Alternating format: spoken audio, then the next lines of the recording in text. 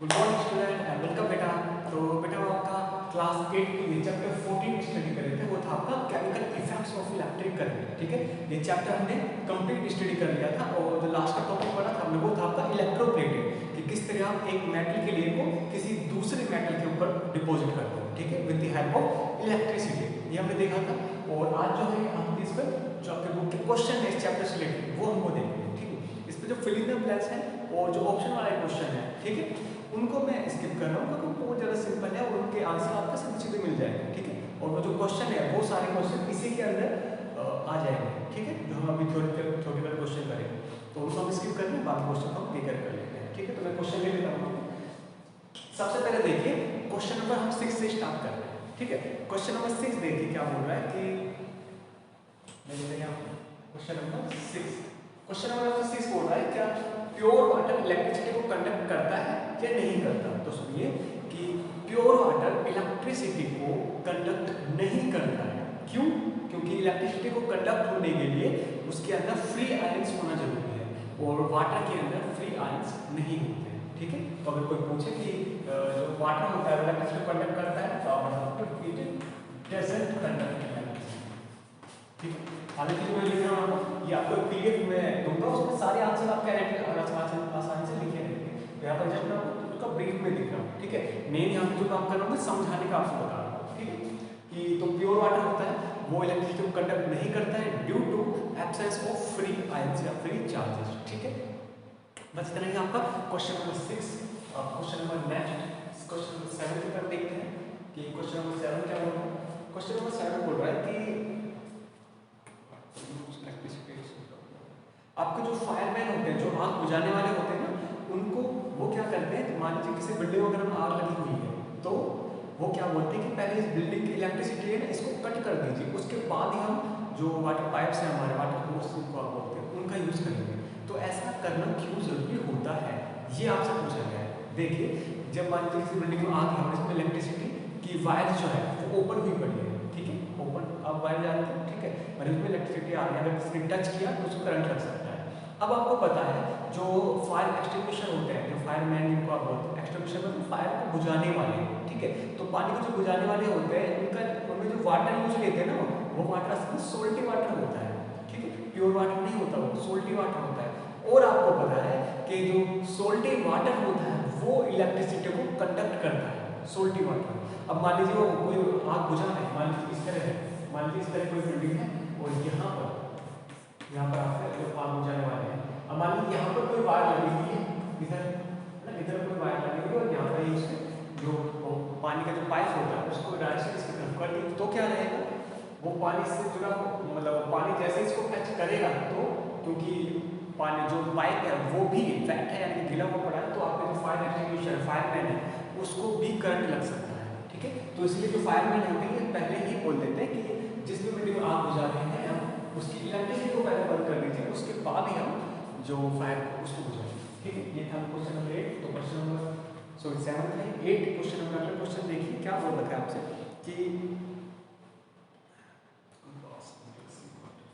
अच्छा एक स्टूडेंट है या फिर कोई एक लड़का है लड़की है, वो जो समुद्र किनारे होते हैं कोस्टल एरिया जिनको बोलते हैं उसके पास रहता है। ठीक है, कोस्टल एरिया के पास रहता है। अब उसने क्या किया, उसने इसी तरह का चैप्टर पढ़ा था, उसने एक एक्सपेरिमेंट करके देखा। वो क्या किया, वो भागा गया और एक सी वाटर में से कुछ पानी ले आया, जो समुद्र का पानी होता है ना उसमें से कुछ थोड़ा सा पानी भर के ले आया और साथ में उसने लिया ड्रिंकिंग वाटर जो पीने का पानी होता है। ठीक है, और ड्रिंकिंग वाटर में बता दो पीने का पानी बिल्कुल प्योर नहीं होता है, बिल्कुल प्योर नहीं होता है। इट्स नॉट प्योर है, मतलब इतना तो होता है कि हम उसको पी सकते हैं, लेकिन अगर बोलते बिल्कुल प्योर 100% प्योर तो ये नहीं होता है। ठीक है, मतलब आपका पीने का पानी जो होता है उसके अंदर भी आयंस होते हैं लेकिन काफी कम होते हैं। ओके, अच्छा अब सी वाटर देखिए उसने क्या किया, एक इस तरह से एक एक्सपेरिमेंट करके देखा। उसने एक जार लिया, जार के अंदर सबसे पहले तो सी वाटर को फिल कर दिया। ठीक है, उसने एक सर्किट बनाया, उसमें क्या किया, इसने 2 वायर्स लिए और वायर्स को इसके अंदर लगा दिया, ऐसे ओपन में छोड़ दिया। ठीक है, और यहाँ पर उसने एक बैटरी को कनेक्ट किया। ठीक है, यहाँ पर उसने एक बल्ब को लगाया और यहाँ पर उसने एक स्विच को लगाकर इसे कनेक्ट कर दिया। यहाँ पर बल्ब क्या देखा उसने, जब वो उसने अच्छा इसके साथ साथ आपका जो कंपास होता है, कंपास उसको उसने यहाँ पर रख दिया। कंपास पता है ना आपको, डायरेक्शन को आइडेंटिफाई करने के लिए यूज करते हैं उसको कंपास। आज के टाइम में हालांकि फोन वगैरह में आ गए, लेकिन पहले के टाइम में एक इंस्ट्रूमेंट हुआ करता था, मैकेनिकल इंस्ट्रूमेंट, जिसमें एक नीडल लगी हुई थी। नीडल मतलब एक सुई लगी रहती थी, जो कि अर्थ का जो मैग्नेटिक एरिया होता है उसकी वजह से एक प्रॉपर डायरेक्शन में आती थी। अच्छा है, हमको बात नहीं करनी, हमको देखना है कि किस तरह से यहाँ पे चीजें हो रही है। अब क्या किया उस स्टूडेंट ने, पहले तो इसके अंदर सी वाटर डाल दिया चार्ज के अंदर। अब वो देख रहा है जैसे सी वाटर डाल के उसने स्विच को ऑन किया तो ये बल्ब ग्लो भी होता है, और जो नीडल है ये काफी ज्यादा डिफ्लेक्ट करती है ना। मान लीजिए पहले नीडल ऐसे थी तो अब ऐसे थी, तो अब वो इस तरह से हो गई, ऐसा है, ठीक है, नीडल में डिफ्लेक्शन हुआ, ठीक है। अब क्या किया, इस पानी को निकाला और उसके अंदर ड्रिंकिंग वाटर डाल दिया, जो पीने का पानी होता है ना वो डाल दिया।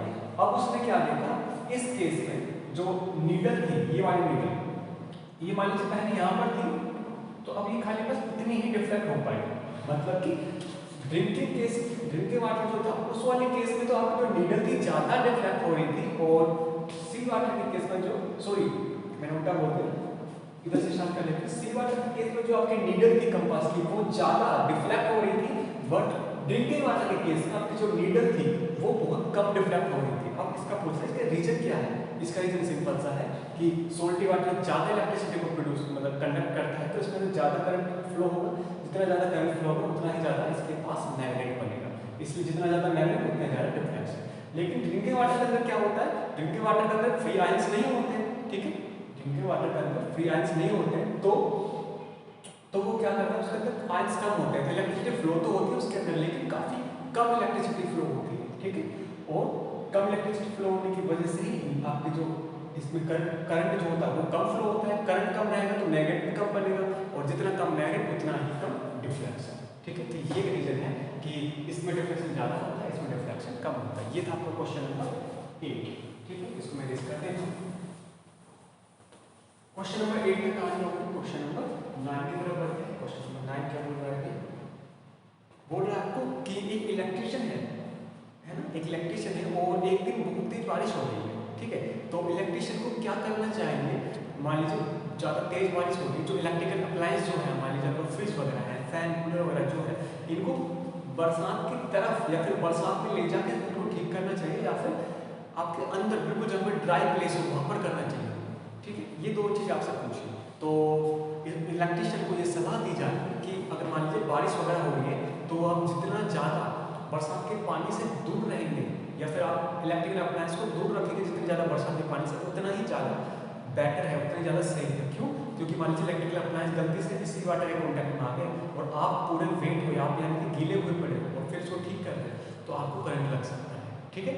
इसलिए उसको बोला जाता है इलेक्ट्रिशियन को कि आप एक अच्छे यानी कि सूखे बिल्कुल ड्राई प्लेस में चल जाए और वहाँ पर ठीक करिए, और पॉसिबल हो तो जब बरसात हो रही है तो इलेक्ट्रिकल अप्लायंस से दूर ही रहना चाहिए, क्योंकि करंट इलेक्ट्रिसिटी फ्लो हो सकती है।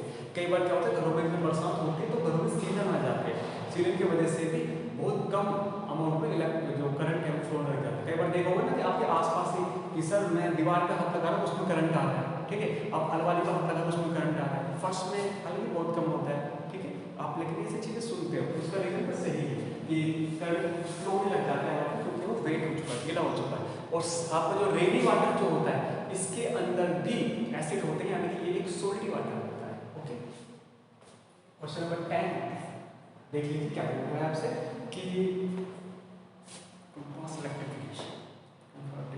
ओके। क्वेश्चन नंबर 10 है, कोई एक स्टूडेंट है, पहले उसका नाम है, ठीक है। अब वो क्या कर रहा है, उसने वही एक्सपेरिमेंट करके देखा, उसने एक जार लिया, जार के अंदर जो रेनी वाटर होता है, बरसात का पानी, वो उसने इसके अंदर फिल कर दिया, ठीक है।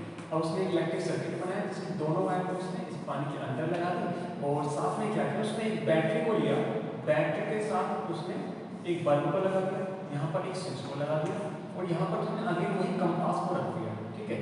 अच्छा, अब क्या हुआ देखिए, जैसे उसने स्विच को ऑन किया है ना, जैसे स्विच को ऑन करती है तो वो हैरान रह जाती है देखकर कि यहाँ पर डिफ्लेक्शन हो रहा है, डिफ्लेक्शन।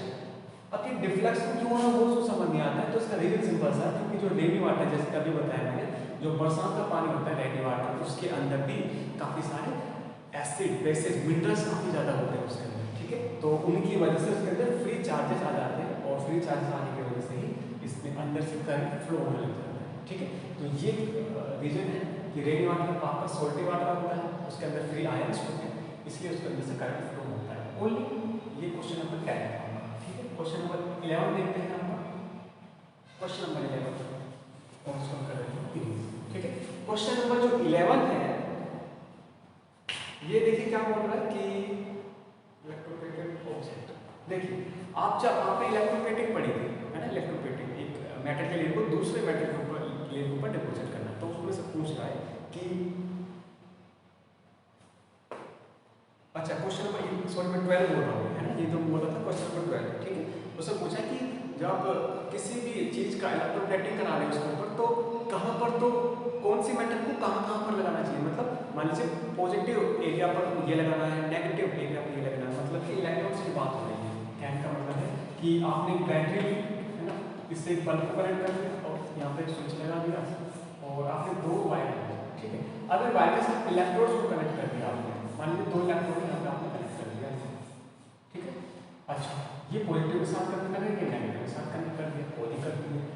अब यहाँ पर मान लीजिए इम्प्योर कॉपर है,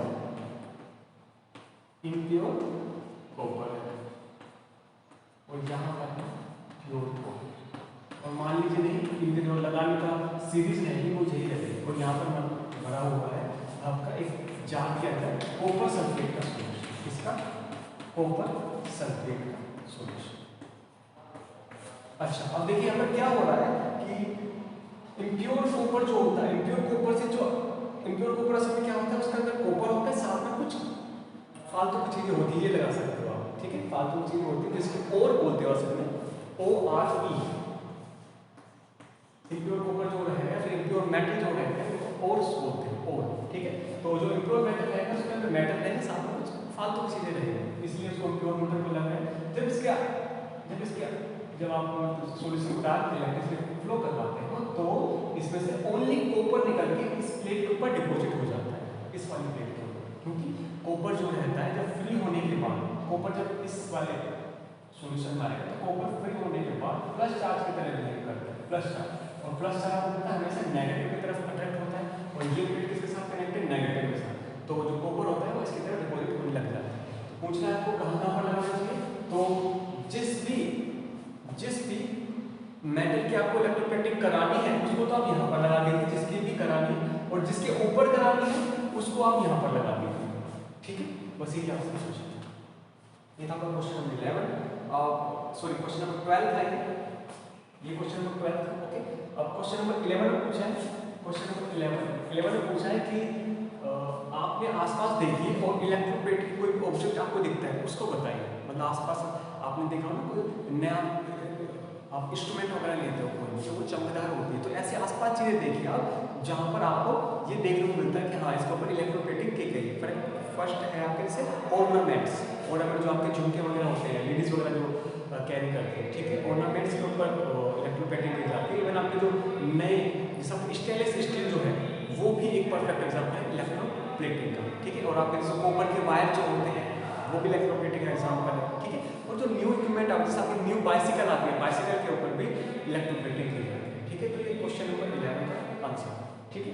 आगे बढ़ते हैं, आगे क्या पूछा है, हमें डायग्राम को बना रहने देते हैं क्योंकि बार बार यूज हो रहे हैं। देखिए क्वेश्चन नंबर 12 तक हो गया, मैं चाह रहा हूँ क्वेश्चन नंबर 4 पर आ जाएगा अब, क्योंकि क्वेश्चन नंबर 4 करना ज़्यादा ठीक रहेगा, ठीक है। तो क्वेश्चन नंबर 4 पर आते हैं सीधा, उसमें क्या क्वेश्चन देखिए, आपको एक इसी तरह के डायग्राम दे रखा है और बोर्ड रखा है कि हमने डायग्राम बस उसमें आपको इलेक्ट्रोड है ना, इलेक्ट्रोड ये वाले इलेक्ट्रोड ये नहीं है, ठीक है। तो मतलब इस तरह की एक सॉल्यूशन उन्होंने फिल कर रखा है और इसके अंदर वायर से डाल रखी है, इसके अंदर कोई सॉल्यूशन। अब बोल रहा है कि सारी चीजें डाल दी हमने, सॉल्यूशन इसके अंदर डाल दिया, वायर इसके अंदर डाल दिया, स्विच लगा दिया, बल्ब लगा दिया, बैटरी लगा दिया। अब पूछा है लेकिन इतना सब करने के बाद जब हमने स्विच को ऑन किया तो ये बल्ब ग्लो नहीं हुआ, इसमें ये ग्लो नहीं हुआ, ये जला ही नहीं। तो आपको रीजन बताने कि क्या क्या रीजन ऐसे हैं जिसकी वजह से बल्ब जो है ग्लो नहीं हुआ, क्या क्या रीजन हो सकता है कि बल्ब जला नहीं। देखिए सबसे पहली बात क्या हो सकता है कि आपको जो बल्ब है, बल्ब ये आपका फ्यूज हो सकता है, बल्ब फ्यूज मतलब बल्ब खराब है तो ये चलेगा, है ना। सेकंड क्या हो सकता है, आपका जो स्विच है, स्विच ये डैमेज हो सकता है खराब स्विच हो, ठीक है। ऐसे ही आपका तीसरा है जैसे आपकी बैटरी यही हो सकता है डिस्चार्ज पड़ी हो, है ना, डिस्चार्ज होकर बैटरी फ्लो नहीं करवाएगी, ठीक है। हो सकता है आपकी जो वायर्स जो है वायर्स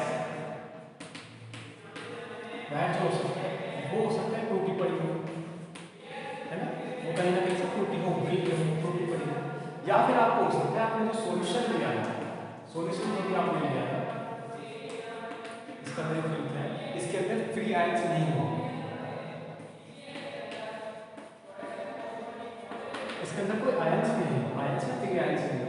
तो ये 4-5 केस हैं, इन सभी के होने से भी आपका बल्ब लोड नहीं करेगा। मान लीजिए आपका सॉल्यूशन इलेक्ट्रिसिटी को फ्लो ही नहीं करवाना, इसके अंदर आयंस नहीं तो भी बल्ब फ्लो नहीं करेगा, स्विच खराब हो सकता है करंट फ्लो नहीं होगा, बैटरी डिस्चार्ज हो सकती है करंट फ्लो नहीं होगा, आपका जो वायर आपको जो लगाई है ये कहीं ना कहीं से टूटा पड़ा हो सकता है तो वायर करंट फ्लो नहीं करेगा, या फिर आपका बल्ब ही खराब हो सकता है, ठीक है। ये क्वेश्चन नंबर 4 है आपका।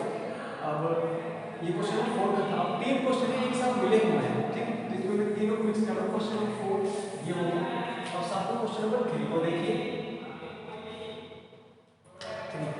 पूछ रहा है आपसे क्वेश्चन नंबर 3 में कि मुझे मतलब ऐसे जो सॉल्यूशन आपने डाले हैं, मुझे 3 ऐसे सॉल्यूशन का नाम बताइए जिनके थ्रू इलेक्ट्रिसिटी फ्लो हो सकती है, ठीक है।